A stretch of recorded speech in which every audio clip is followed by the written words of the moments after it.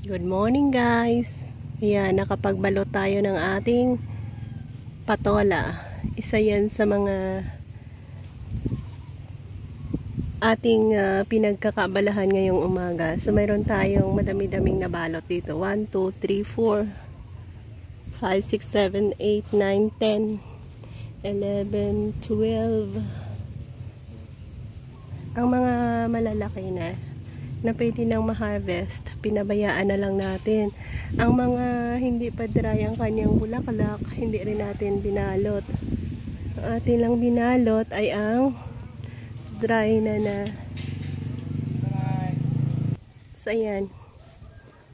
So aasa tayo na magiging magandang outcome niya dahil sa nabinalot nga natin. Medyo madami-dami na sila, no?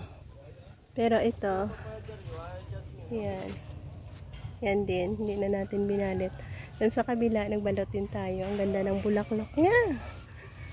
Napakadaming bulaklak. Yan, oh. Ang ganda tingnan, oh. Ang daming bulaklak. Yan. Magbalot pa tayo dito sa kabila. Yan, kagaya na yan.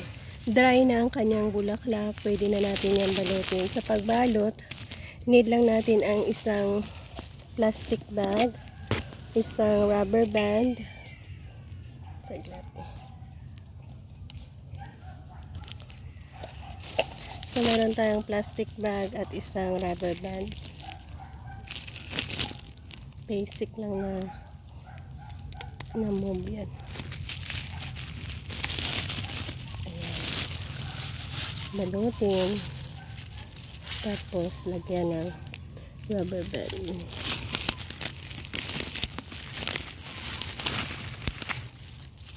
Tapos, hilain. Hilain hanggang sa tapos, lagyan ng butas para kahit na kulas, ano bang tawag dyan, mayroong labasan ang tubig niya. Yan, ganyan ka-basic ang ating ginawa.